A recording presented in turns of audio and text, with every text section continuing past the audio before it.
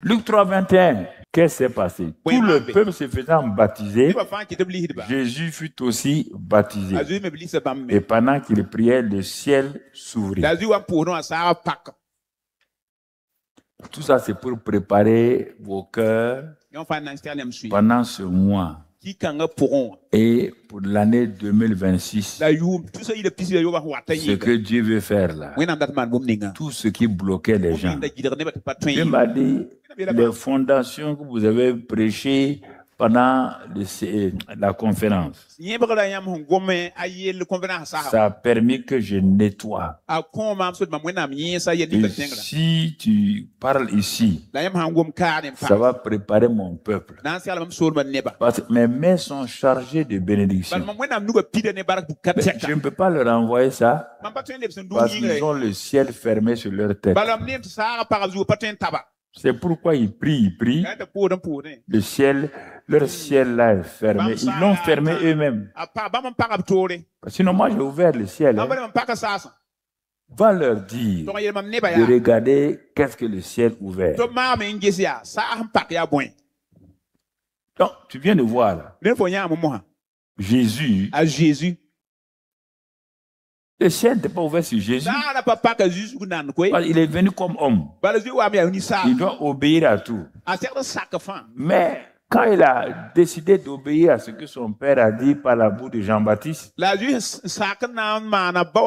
Jean-Baptiste demandait aux gens de venir se faire baptiser. Jésus a obéi à ça. Il est parti. Et regarde ce que l'obéissance a fait. Jésus, tout le peuple se faisant baptiser.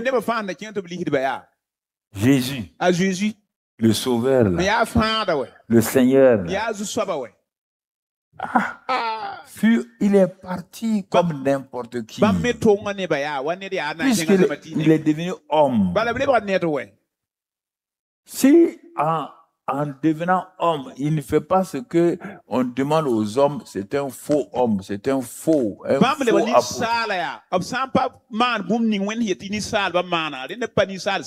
C'est lui qui a envoyé Jean-Baptiste sur la terre. N'oubliez pas qu'il est Dieu là-haut. C'est lui et son père qui ont dit qu'un jour, un homme viendra, Jean-Baptiste. Maintenant, il est sur la terre. Ce qu'ils ont dit en haut là, c'est ça que Jean-Baptiste est en train de dire. Mais s'il ne se fait pas baptiser, il a désobéi à sa propre parole et à la parole du Père. C'est pourquoi il est venu. Le pasteur n'est pas exclu d'obéissance. Le prophète n'est pas exclu d'obéissance. Non. Tout le monde doit obéir. Il a obéi. Il s'est fait baptiser. Regarde ce que l'obéissance va amener. Le ciel s'ouvrit sur lui. Tu entends? Le ciel s'ouvrit sur lui. Ça, c'est le ciel ouvert sur Jésus. Quand le ciel s'est ouvert, il a dit quoi? Conjonction de coordination. Et le Saint-Esprit descendu sur lui sous une forme corporelle comme une colombe. La parole va suivre et une voix fit entendre du ciel ces paroles. Tu es mon fils bien-aimé, en toi j'ai mis toute mon affection. Tu as vu? Une obéissance. Saint-Esprit est descendu. Ce qu'il était venu pour faire là. Voilà le résultat aujourd'hui. Est-ce que Jésus est venu, il a fait non. Non. Vous ne pouvez pas, nous ne pouvons pas faire ce qu'on veut. Il est Dieu sur la terre sous forme d'un homme qui doit attendre. Est-ce que tu comprends? Dieu sur la terre en tant que bébé, il pleure. Sa maman prend, donne à téter. sa maman le lave. Qui? Dieu incarné. Est-ce que tu comprends? Joseph l'enseigne. Enseigne qui? La parole faite chair. Est assise là, sous la forme d'un enfant. La parole. Joseph enseigne la parole à la parole faite chair. Il n'a pas dit, Papa Joseph, tu t'es trompé ici. Non, il a obéi. Et toi, vous ne voulez pas obéir. Vous dites que non, vous êtes prophète, vous êtes pasteur. Ok, continuez. Continuez. Vous ne voulez pas obéir. Hein? Dieu est homme obéi.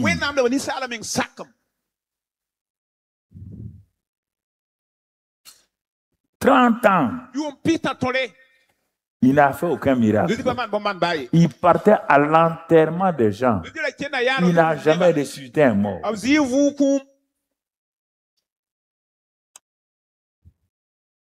Mais son ciel était fermé. Ce que le Père a dit quand il a fait ça, allez se faire baptiser alors qu'il n'est pas un pécheur. Il n'est pas un pécheur. Il a dit que quiconque sur la terre, là, il doit se baptiser. Il est parti se faire baptiser. Et le ciel s'ouvrit sur lui. Ça veut dire que qui? Quoi? Ça veut dire que quiconque est homme comme Jésus, il veut devenir fils de Dieu, pour que tu entendes, celui-ci est mon fils, tu es mon fils, tu dois faire comme Jésus.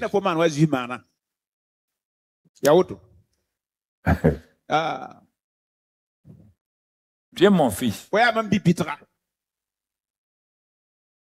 Quand il est parti pour faire sa retraite personnelle de 40 jours, il est revenu. Quand il est revenu, avant de commencer son ministère de miracles et de signes, lisons dans Jean 1, 51. Jean 1, 51.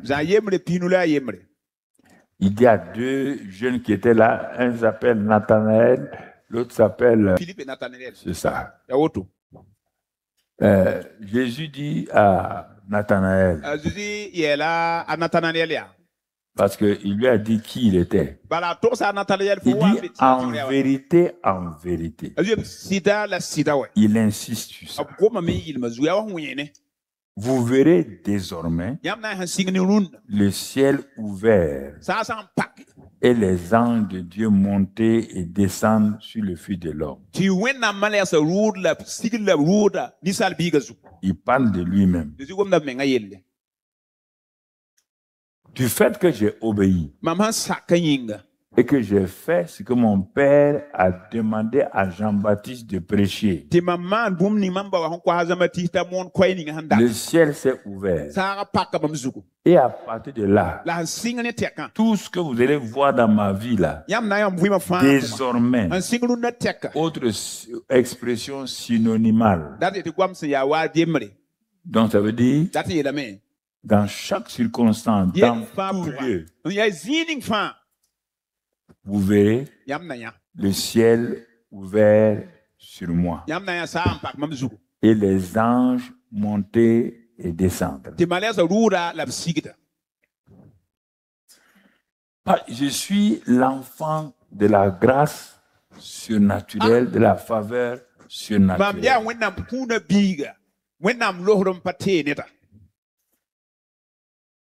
Tu entends? Je suis l'enfant de la grâce. Anglais et grec dit faveur hautement favorisée ou faveur surnaturelle. Cela veut dire que quiconque fera ce que j'ai fait, obéit à la parole de mon Père, passe par tout ce que je suis passé, non seulement le ciel s'ouvre sur cette personne et le mouvement surnaturel des anges va se manifester dans sa vie. Je suis venu parce que dans mon cœur là, il y a quelque chose. Je veux déposer. Vous ne comprenez pas. Je ne suis pas là pour des bénédictions. Il y a plus que ça. Mais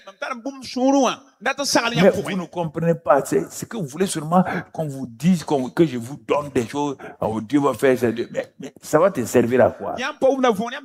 Ça, c'est un message très important. Quand les gens ont prêché le ciel, ils mentent. Ils ne connaissent pas le message là.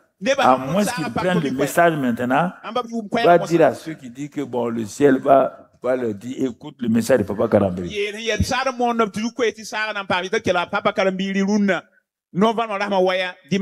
Désormais, regardez, quand le ciel s'est ouvert sur lui, regarde tout ce qui, tout de suite là, il a sauvé un foyer.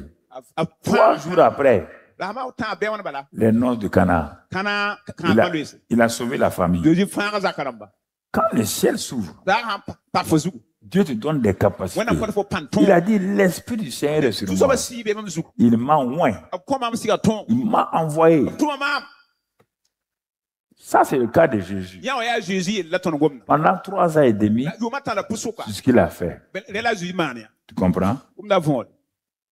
Avec l'œuvre accomplie de Christ, il va ouvrir une nouvelle épisode pour nous maintenant, les êtres humains. Il a dit, tout est accompli. Ça veut dire qu'à partir de ce que j'ai accompli là, une nouvelle phase commence pour vous, pour les hommes. Vous avez vu moi? Vous avez vu le ciel ouvert, hein? Vous avez vu les résultats. 3 ans et demi. Alors, vous aussi, par l'œuvre que j'ai accomplie, alors attendez-vous. Si vous obéissez, comme moi j'ai obéi, le ciel là, c'est pareil. Regardez mon frère, acte 2. Acte 1 d'abord, il dit... allez à, bon, Luc 24, acte 1, il dit, allez à Jérusalem, attendez là, jusqu'à ce que la puissance dans, ça c'est Luc 24, 59. Allez attendre à Jérusalem. Il y a un lieu toujours dans votre vie, un temps où Dieu va venir. Écoutez-moi très bien. Vous avez dit oui, oui, oui à ça, mais je ne vois pas. Écoutez-moi très, très bien. Tant que vous ne remplissez pas les conditions, il n'y a rien dit d'aller attendre à Jérusalem. Jusqu'à ce que le ciel là s'ouvre et que vous recevez une puissance, parce que quand le ciel s'ouvre, le Saint-Esprit descend. Comme dans mon cas, quand le ciel s'est ouvert, le Saint-Esprit est descendu.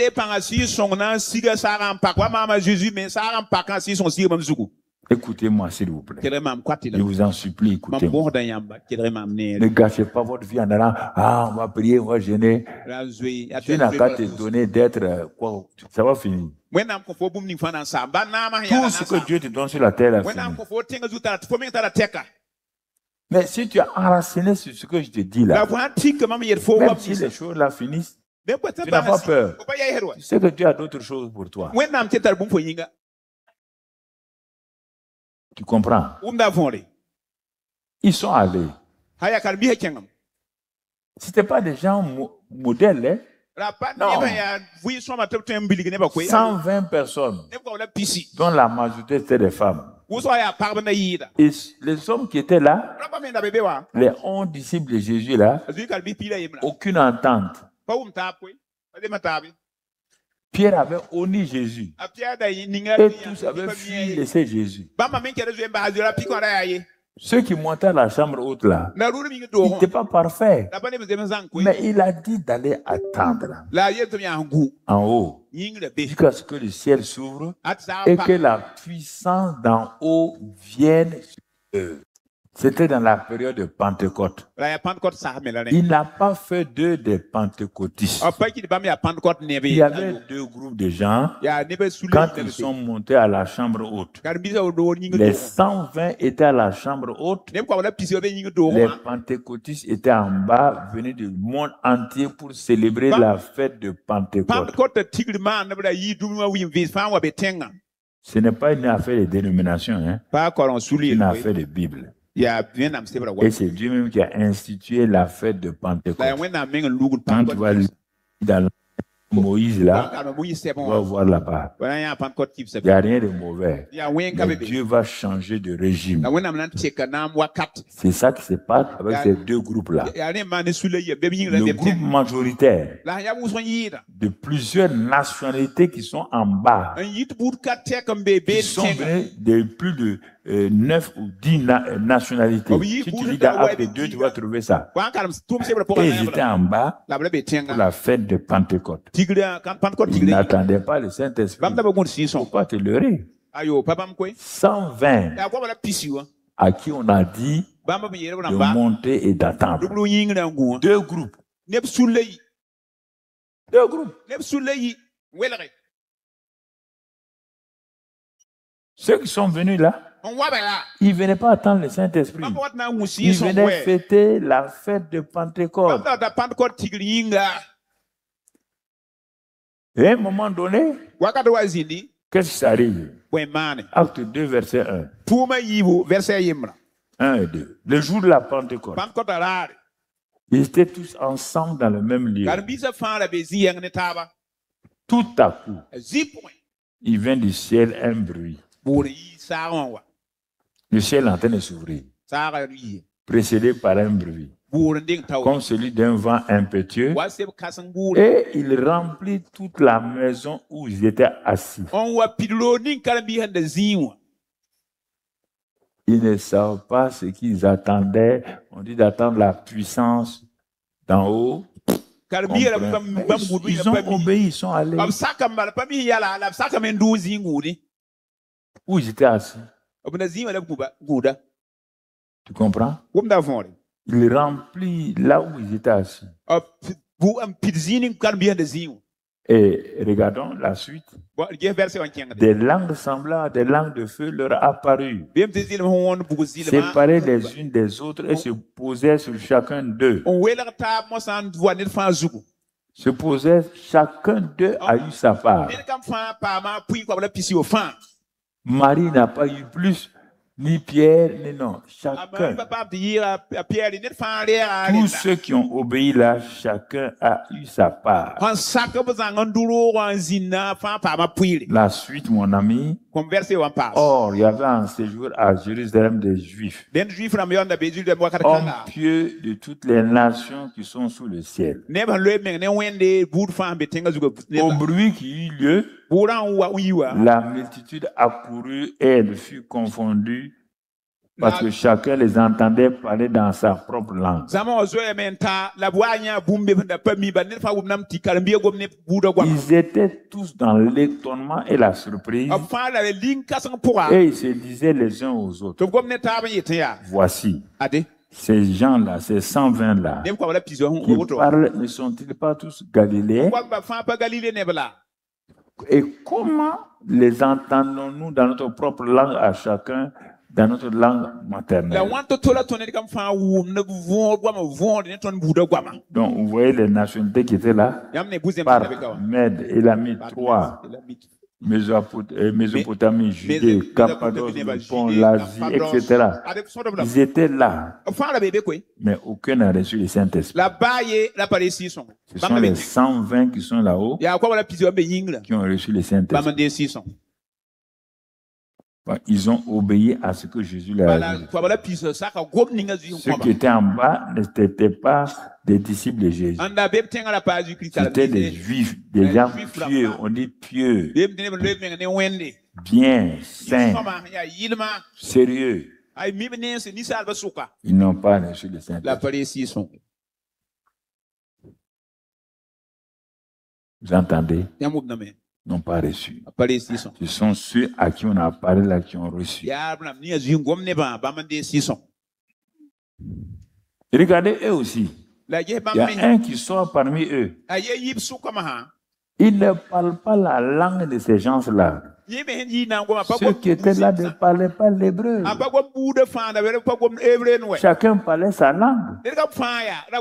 C'est pourquoi ne me dites pas comme les gens disent que si on veut aller atteindre les peuples non atteints, il faut aller dans leur région, apprendre leur langue. C'est faux et faux. Voici les peuples non atteints qui seront atteints en quelques minutes.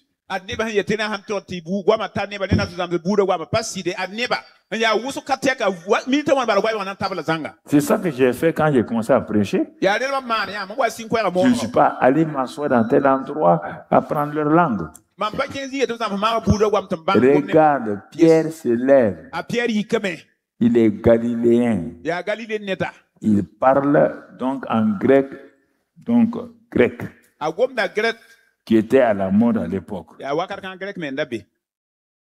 Ces gens-là sont des juifs. Mais dans plusieurs pays, ils parlent leur langue. Pierre prêche. Humainement, ils ne comprennent pas la langue que Pierre est en train de dire. Vous ne voyez pas le miracle ici? Ils ne comprennent pas.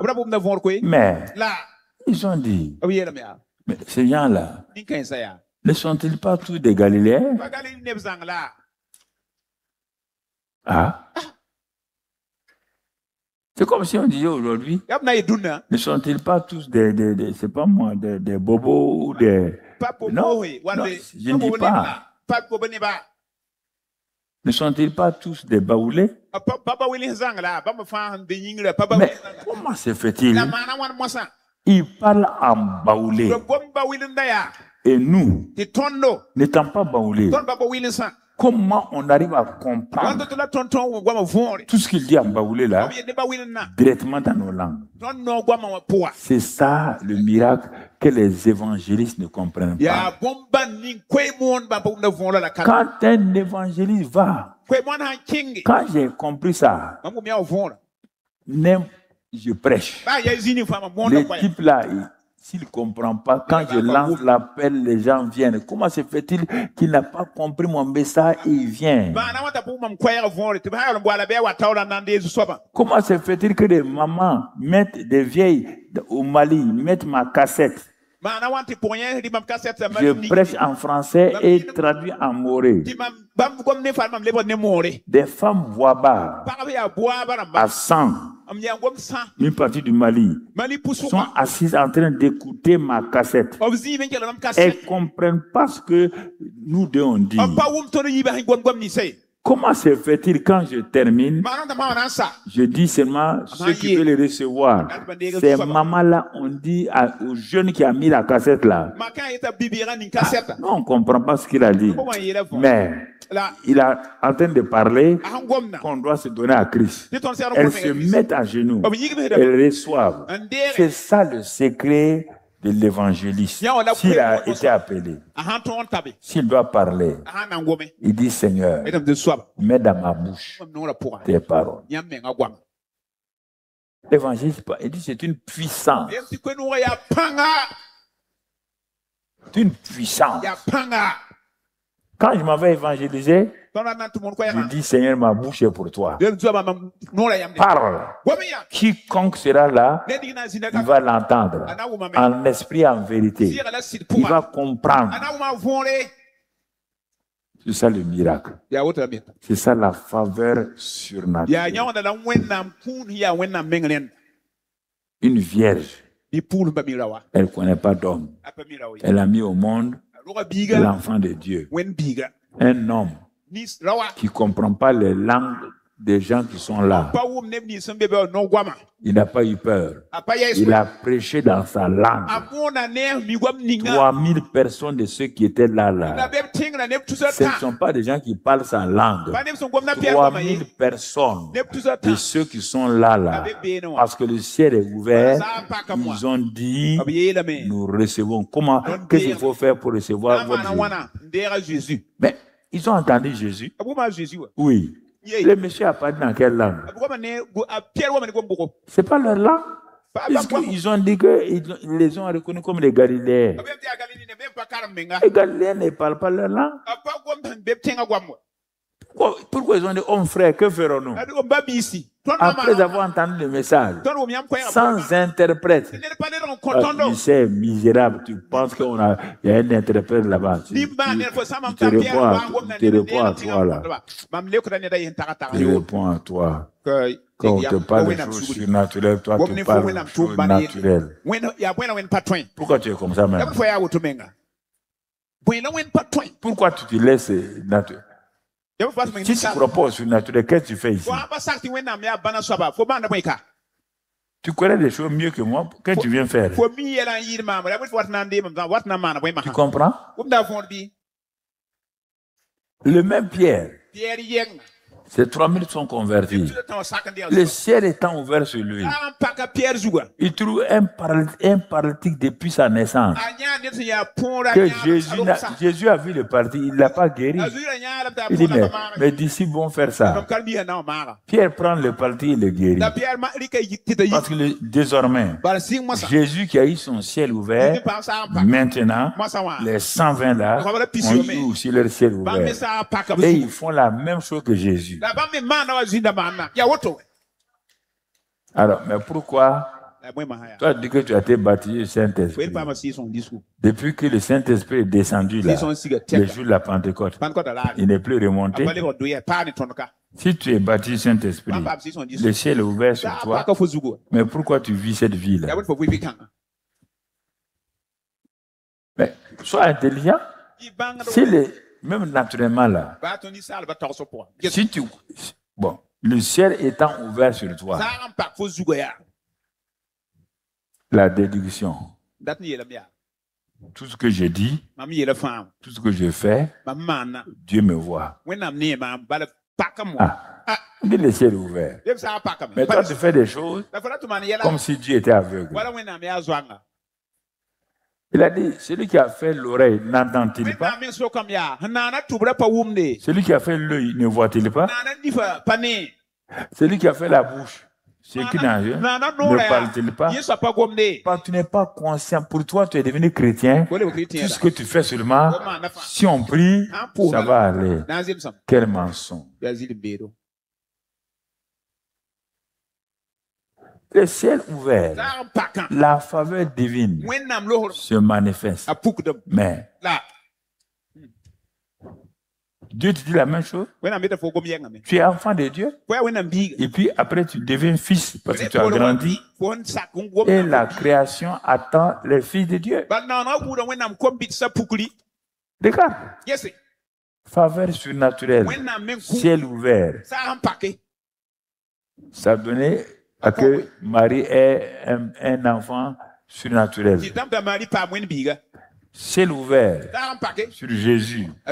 Ça lui a donné un ministère surnaturel. Ciel ouvert sur les 120. Regarde-le. À cause de ça, nous avons entendu l'évangile. Ciel ouvert sur toi. Et toi, tu ne fonctionnes pas. Quelque chose ne va pas. Tu le sais, tu le vois, non?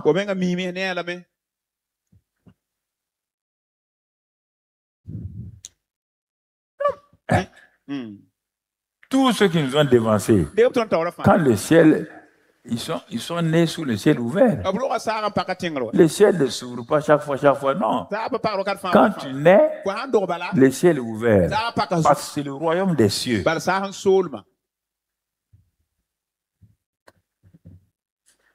C'est la faveur divine. C'est lié à l'œuvre accomplie de Christ. Quand il a dit tout est accompli, ça veut dire le salut est accompli, le ciel est ouvert, le Saint-Esprit est là.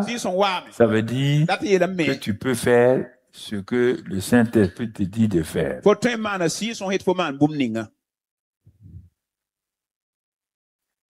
Il n'y a pas d'argument, il n'y a pas de justificatif. Réfléchis. Si toi tu refuses que le ciel qui est ouvert là, C'est par là. La faveur surnaturelle est là. Et tu veux faire des efforts. Continue à faire des efforts. Est-ce que quand Marie a accouché, est-ce que toutes les vierges d'Israël ont dit, nous aussi on va avoir des enfants comme ça? Non. Elles n'ont pas entendu la parole. Le ciel n'étant pas ouvert, aucune vierge ne peut enfanter un enfant. Surtout un enfant, l'enfant de Dieu.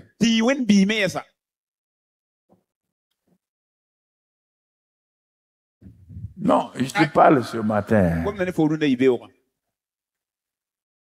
Parce que c'est que tu oublies que la grâce de Dieu, il y a la grâce formule générale qui fait que quand il pleut là, il pleut sur les méchants et les bons. Tu confonds ça avec la faveur surnaturelle.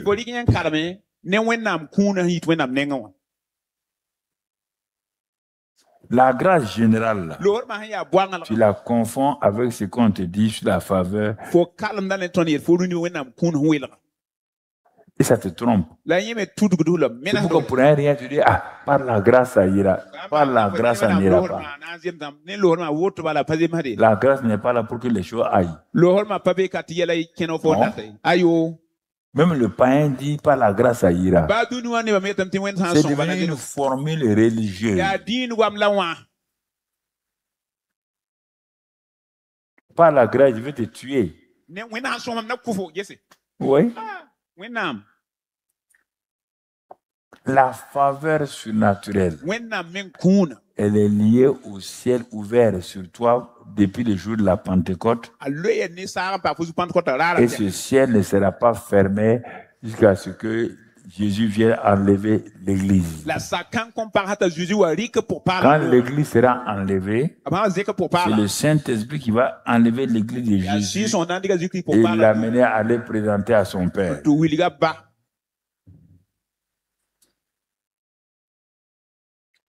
Mon ami, mon frère. Tu comprends? La faveur surnaturelle.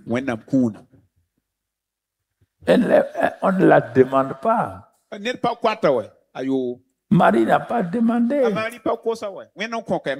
Jésus n'a pas demandé. Et pour nous, Jésus a dit non, non. Dès que le ciel va s'ouvrir, que le Saint-Esprit va venir, il va commencer avec vous. Mais allez-vous obéir à ce que le Saint-Esprit va vous dire de faire? Toute la question est là. Allez-vous croire ce qu'il va vous dire de faire? Tout est là. Tout est là. La faveur surnaturelle. Ciel ouvert. Deutéronome 28, verset 10, 12. Deutéronome 28, verset 12. Regarde, Dieu avait déjà parlé de ça. Regarde ce qui est lié au ciel ouvert. L'Éternel t'ouvrira son bon trésor, le ciel. Dieu appelle le ciel ouvert là son bon trésor. Son bon trésor, le ciel, pour envoyer à ton pays la pluie en son temps. Et tout le travail de tes mains.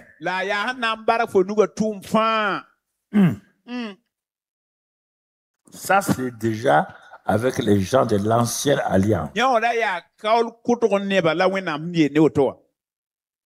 Qui ne sont même pas nés de nouveau, qui n'ont pas le Saint-Esprit. Comment voulez-vous que des gens qui n'ont pas le Saint-Esprit, qui ne sont pas enfants de Dieu, qui sont des serviteurs, aient une vie meilleure par rapport aux enfants?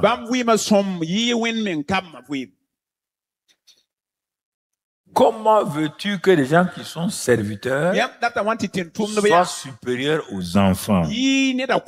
Tu as déjà vu ça où? Les serviteurs de la maison d'un homme riche sont mieux que ses enfants. Tu as déjà vu ça où? Les enfants d'un roi, ils sont princes. Et les serviteurs qui ne sont pas princes sont mieux que les princes. Tu as déjà vu ça où?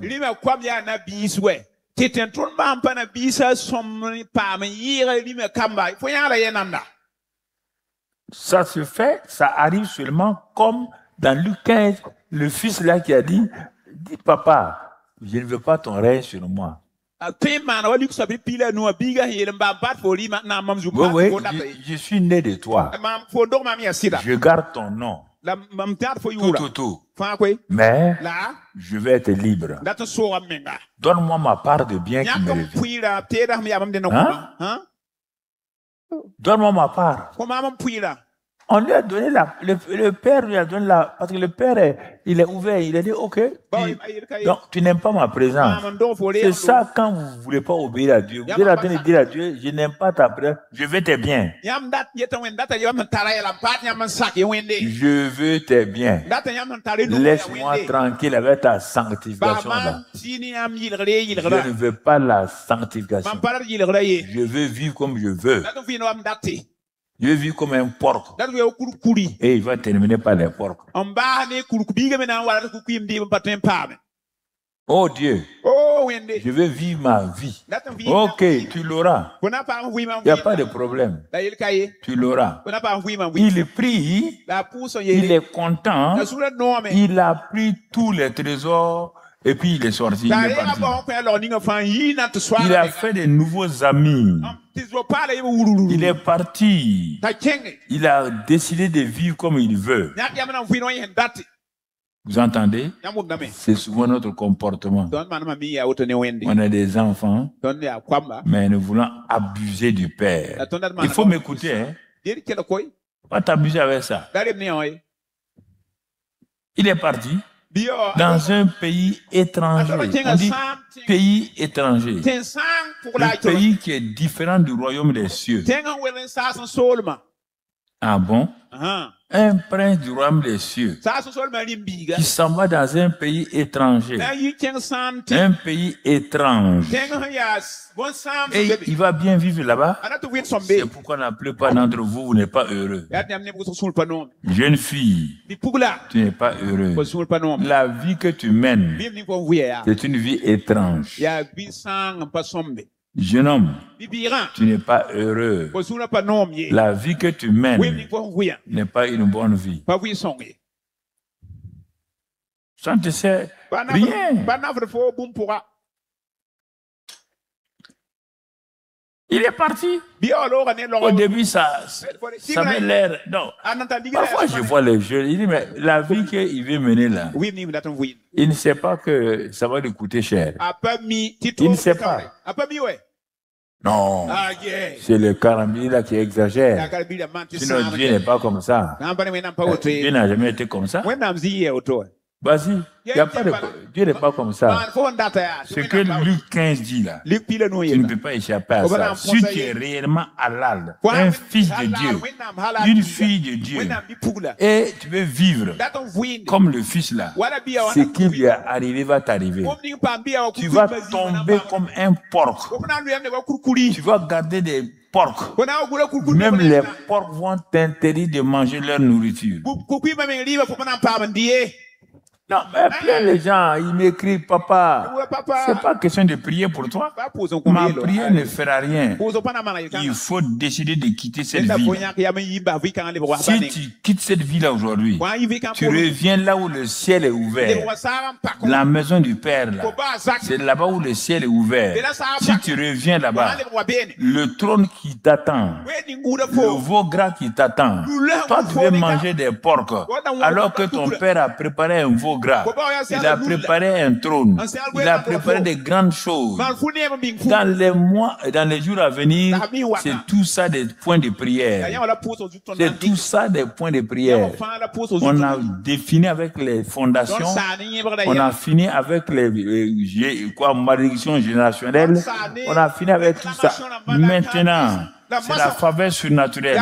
Mais la faveur surnaturelle sera pour toi. Le trône, le veau gras, les habits neufs et tout, la royauté, la joie, la musique, à condition que tu t'asseyes là où tu es aujourd'hui. Il dit, je dirais, je vais retourner chez papa. Je suis fatigué de cette vie-là. Fatigué de vie plus pire qu'un cochon. Que les cochons refusent même que je mange leur nourriture. Et je vais décider aujourd'hui, là où, pas demain, maintenant, si tu entends la Bible hébreu, si vous entendez sa voix, n'endurcissez pas vos cœurs. Si tu endurcis ton cœur, après ce que j'ai dit là, tu vas le regretter toute ta vie. Je te dis, hein, tu vas le regretter. Dieu te dit, ne vis pas dans la cochonnerie du manque de pardon. Les cochons ne se pardonnent pas. Tu n'es pas un cochon, tu es fils de Dieu, fille de Dieu. Tu refuses de pardonner, tu vas être pire qu'un cochon. Tu refuses d'aimer, tu vas vivre comme un cochon. Tu refuses de te soumettre à tes parents, tu vas vivre comme un cochon. Tu refuses d'obéir à Dieu, tu vas vivre comme un cochon. Jusqu'à ce que tu reviennes toi-même. Dieu va te regarder. Hein? Le Père a regardé. Le Père sait que son fils n'est pas heureux. Dieu sait que tu n'es pas heureux. Dieu le sait. Là où tu es, ce que tu fais là, Dieu sait, ma fille, tu n'es pas heureux, mon fils.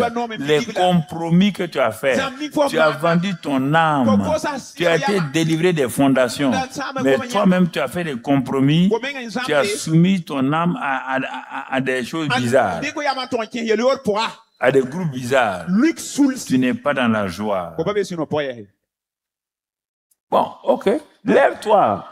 Dis, je m'en fous. Va. Tu meurs. Et te dis maintenant, tu meurs, hein? On va t'enterrer ici. C'est pas amusement. Dieu vous parle, vous vous asseyez, vous voulez faire le malin. Vous voulez faire le malin? C'est quoi ça? Tu fais le malin. Ça va pas chez toi? Ça c'est quoi? Tu te prends pour qui? Tu as un paradis? Tu as créé le christianisme. Si tu ne veux pas, tu dégages. Tu dégages, tu t'en vas. Ça c'est quelle histoire? Il va donner la vie de son fils pour toi. Son fils va devenir péché. Et toi, tu t'en fous? Ah, je fais ce que je veux. Fais ce que tu veux. On t'enterre ici. Si tu veux enlever ça, il faut te repentir maintenant. Je parle à plusieurs personnes. Maintenant, il faut pas jouer. Hein? Maintenant, là. Répands-toi. Je ne parle pas des tentations. Non, tu as décidé de vivre comme ça.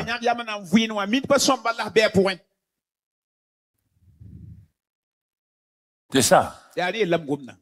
Tu as tenté, tu es tombé. Je ne parle pas de ça. Il y a un problème qui t'a... Je parle de ceux qui ont décidé d'être chrétiens et de vivre comme ils veulent vivre là, sans problème. Ils viennent à l'église, ils font ce qu'ils veulent, ils s'en foutent. Quand on prêche, ils ne sont pas contents. Je parle d'eux. Pour que tu comprennes. Est-ce que tu es rebelle comme ça, comme le fils prodigue? Comment quelqu'un va quitter la faveur surnaturelle, la maison de son père, aller vivre une vie de débauche, de mensonge, d'escroquerie? Je ne parle pas des jeunes seulement. C'est ça. Est-ce que tu comprends? Ça fait mal au cœur du Père et ça fait mal à mon cœur. Non. Il t'arrive de pécher. Si tu pêches, confesse, Dieu te pardonne. Mais toi, tu dis non. Je vais quitter Non, non, non, je veux pas. Je n'aime pas la relation avec mon père comme ça là. On n'est pas libre. Je vais dans une église où on permet de faire ce qu'on veut. Il n'y a pas de problème. Mais tu vas récolter. Il est parti. Toi, tu quittes le ciel ouvert. Tu vas là où le ciel est fermé.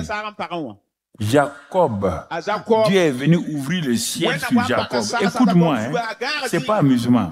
Dieu est venu ouvrir le ciel sur Jacob dans un lieu. Il n'y a rien. Ça ne fait rien. Mais dès le moment où le ciel est ouvert, n'importe quel lieu où tu vas aller, ça va fleurir. Vous m'entendez ce matin? N'importe quel lieu où tu seras, même s'il n'y a rien, dès le moment où c'est le ciel ouvert, mon frère, ma soeur, la faveur surnaturelle te suit. Lève ta main ce matin et tu te prêtes serment. Lève ta main. Si tu ne veux pas maintenant, si tu ne lèves pas ta main, tu quittes cette église-là. Je t'interdis que tu viennes ici. Je t'interdis. Lève ta main.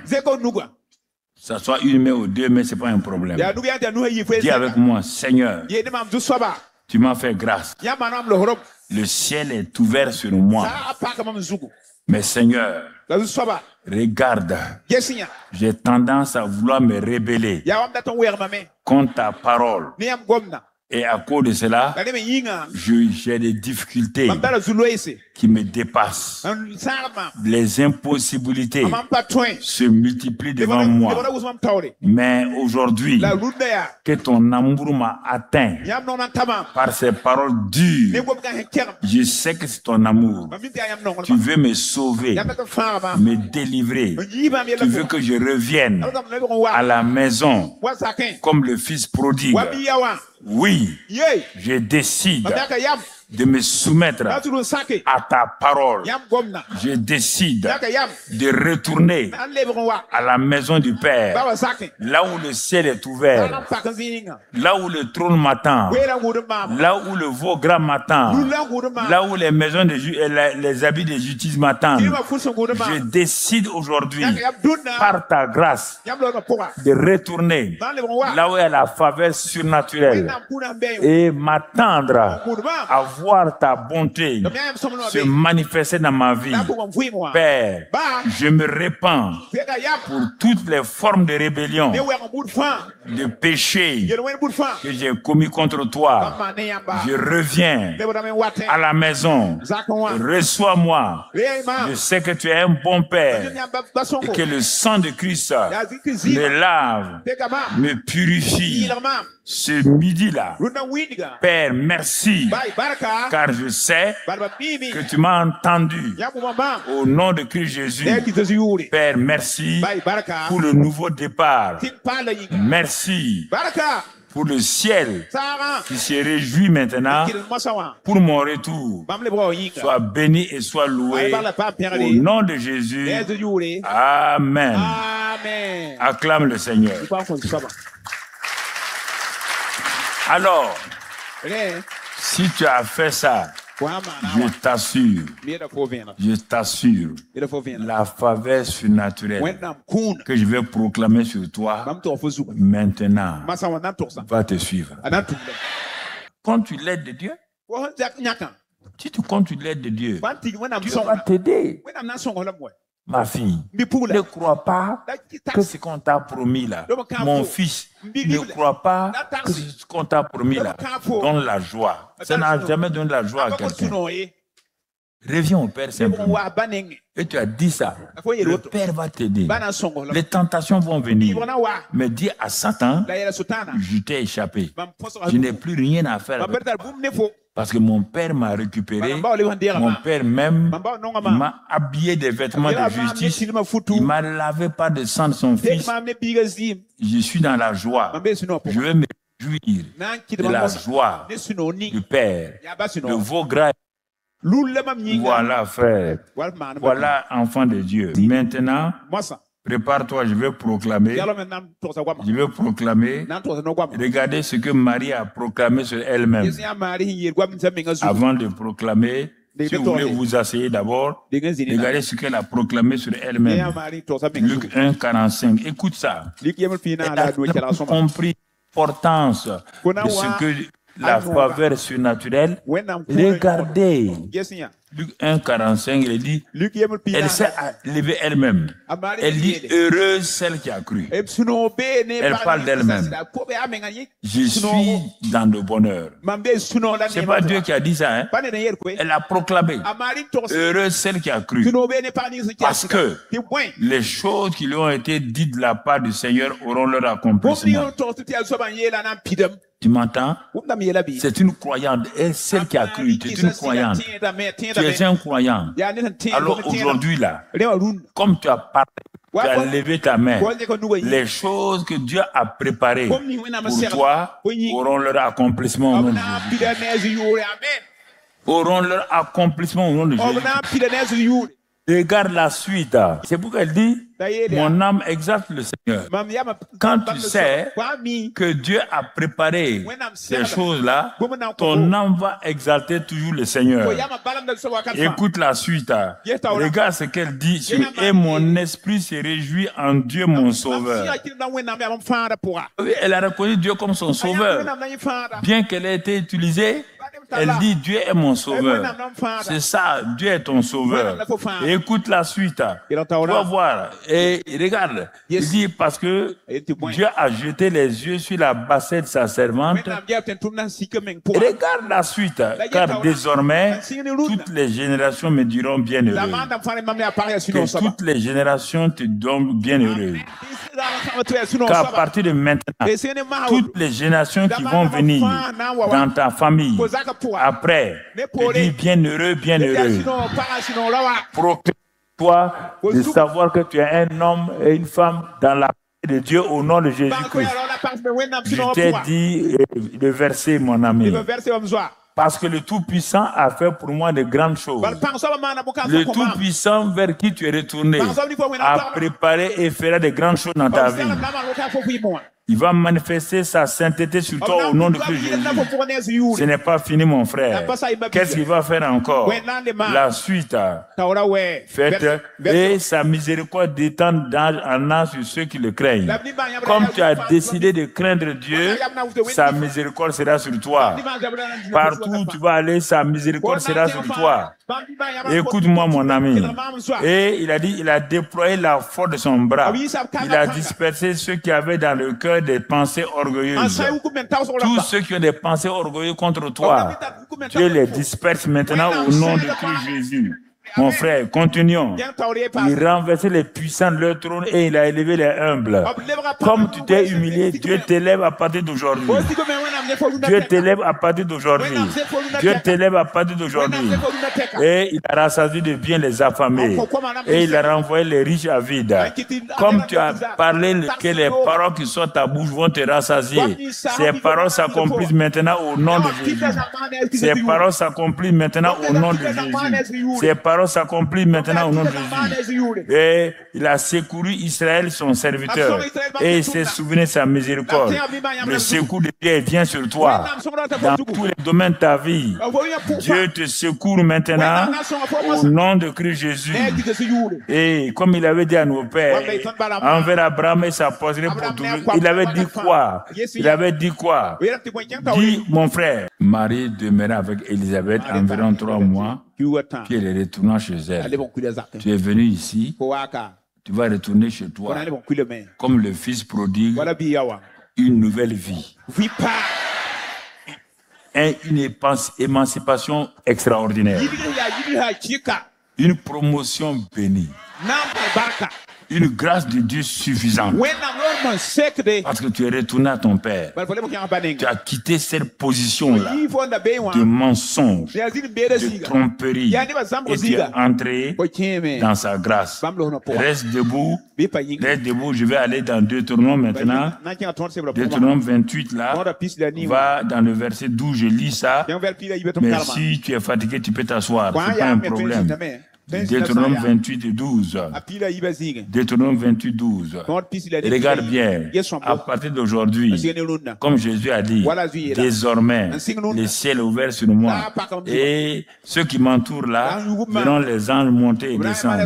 Je te dis qu'à partir d'aujourd'hui, puisque tu t'es humilié, tu t'es repenti, et tu es retourné à ton Père, à partir de ce soir d'aujourd'hui, l'Éternel ouvre son bon trésor du ciel pour bénir ton pays, pour bénir le travail de tes mains.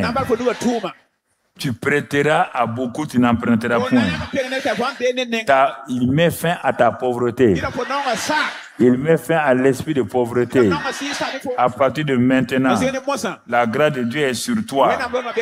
Va à partir du verset, du verset 2. Voici. Écoutez, peuple de Dieu, dans ce mois de faveur surnaturelle, Dieu dit, il dit, regarde, prends, goûte et regarde. Voici toutes les bénédictions qui se répandront sur toi, sur ta famille, sur ton travail, sur ton pays, et qui seront ton partage. Il dit, lorsque tu obéiras, comme tu as déjà obéi en te repentant, regardons la suite maintenant. À partir de maintenant, partout où tu seras béni dans la ville, tu seras béni dans les villages, tu seras béni dans les champs. La bénédiction de Dieu ne te quittera plus. Le fruit de tes entrailles, le fruit de ton sol, le fruit de tes troupeaux, les portées de ton gros et ton menu bétail, toutes ces choses seront bénies. Ta corbeille et ta huile seront bénies. Tu seras béni à ton arrivée. Tu seras béni à ton départ. L'Éternel te donnera la victoire sur tes ennemis. Ils s'élèveront contre toi. Ils sortiront contre toi par un seul chemin et ils s'enfuiront devant toi par 7 chemins. L'Éternel ordonnera à la bénédiction d'être toi dans tes greniers, dans toutes tes entreprises. Toutes les entreprises en faillite sont restaurées. Les situations financières sont redressées. Et il te bénit dans le pays que l'Éternel ton Dieu t'a donné. Tu seras pour l'Éternel un peuple saint. Et mon frère, ma soeur, et que tu marcheras dans ses voies comme tu as promis aujourd'hui. Tu continues. Tous les peuples verront que tu as appelé le nom de l'Éternel et ils te craindront. L'Éternel te comblera de bien en multipliant les fruits de tes entrailles. Tu continues, mon frère, verset 13. 13, on a déjà vu le 12. Écoute-moi maintenant. L'Éternel fera de toi la tête et non la queue. Tu seras toujours en haut. Tu ne seras jamais en bas. Parce que pourquoi? Tu as obéi à l'Éternel ton Dieu. Parce que tu as levé ta main. Tu as prêté serment que tu reviens à la maison du Père. Que ce mois de la faveur divine soit un mois spécial pour toi. Que toutes les grâces que Dieu a préparées viennent sur toi, ta famille, ton travail, partout, tout lieu où tu seras. Que tu te lèves le matin, proclame ces choses, parle ces choses, tu les verras s'accomplir. Le mois passé, on dit que ta bouche rassasie-toi de ça. Le séminaire a dit les fondations sont coupées. Le mois de novembre te dit la faveur surnaturelle. Tout se prépare à un nouveau départ.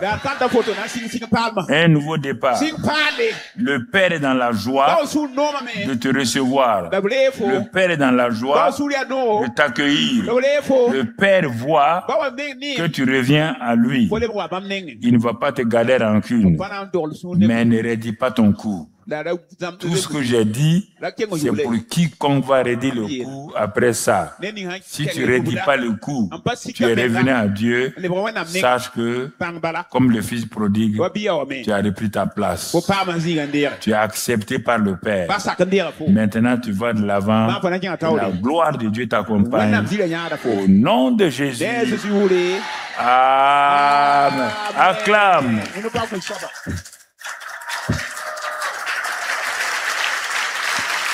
Amen. Amen.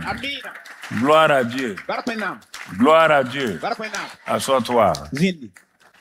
Je suis content parce que en obéissant à Dieu, je n'ai pas dit que vous pourrez faire textuellement d'un seul coup, mais le fait de revenir sous le ciel ouvert, quand Jacob est revenu, il a fait 17 ans, il lui manquait tout. Il a eu une femme, il a eu des richesses, mais ce n'était pas ça.